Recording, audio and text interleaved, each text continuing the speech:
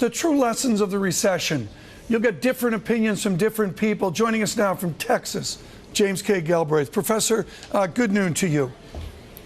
Good noon to you. Rajan was just on Out of Booth, Chicago. It's a different view than Galbraith. And the view is we're not confident the stimulus was well spent. Let me ask you the same question I asked Professor Krugman the other day. Is this about size of stimulus or effectiveness of how we spend stimulus? I think it's mainly about size. It's somewhat about effectiveness, but it's also about other things that needed to have been done and that were not done, including comprehensive reform of the financial sector.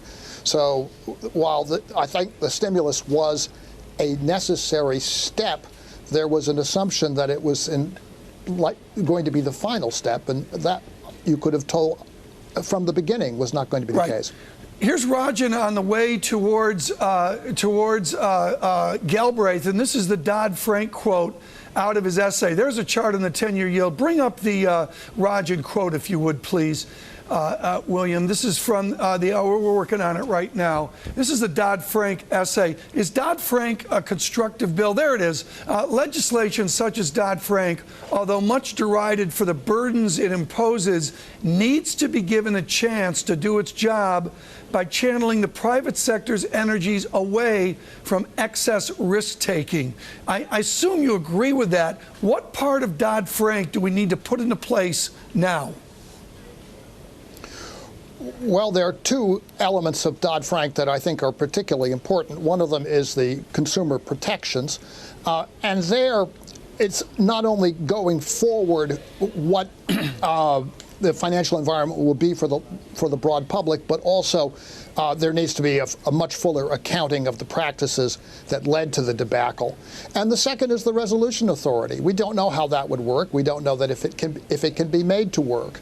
But until we come to a test of that in an appropriate case, then I think until that moment, that particular part of Dodd-Frank is simply an open book, an open question. Professor Rajan worked within the nest, the snake pit known as the IMF. You worked in the snake pit known as the Joint Committee at Congress a number of years ago. Yes. Yes, but the Joint Economic Committee. But it's a little different Washington now. Can Washington affect the policies you would like now, or have you just given up hope until 2013? Oh, for the moment, I'm not terribly hopeful, and I'm not sure I'm hopeful about 2013. I think the advantage the United States has in the world is that it has functioning governmental institutions. The large parts of the society are still basically working as intended. So we're not in the kind of deep crisis that Europe is in. But can we, in fact, make necessary improvements and reforms? There's obviously very little evidence of that. Professor Galbraith, here's another Rajan quote, again tilting towards Galbraith, and I thought a very balanced essay. Banks were profitable, safe, and boring, and the price was paid by depositors who got the occasional toaster instead of market interest rates. What kind of banking system would you like to see? I would like to see one where the institutions are smaller, where they are primarily concerned with underwriting and supporting businesses, and frankly, where we're back in an environment where we are under much closer and more effective control. That's what I'd like to see. Whether it is possible to go back in that direction in the modern world seems to me to be a very questionable proposition. I'm not at all confident of it. It's your observation on Europe. This is getting serious, isn't it? It's very serious, and I think there are no good options under discussion. If Greece stays in the Eurozone, it's being asked to do things that it cannot possibly do.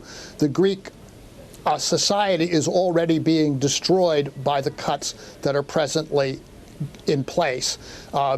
University professors, for example, have had their pensions cut back to €1,100 a month. The school system, the hospital system, transport system, these are all going down. A country cannot repair its economy under those conditions. If it exits the euro, you've got another set of problems. Competitiveness will not be restored by a massive drachma devaluation, I don't think. You're talking about an economy whose industries, the first one is shipping, which is a worldwide industry. The second one is tourism. Depends upon economic conditions in the rest of Europe. You might get some marginal gains, but it's very unlikely to be the solution that people are sometimes claiming. Professor, I see over your right shoulder the initials LBJ. I had the privilege of interviewing Robert Caro this week for his new volume on Lyndon Baines Johnson. President Johnson would have sat everybody down and made a decision after locking the doors, something J.P. Morgan did, I believe, in 1907.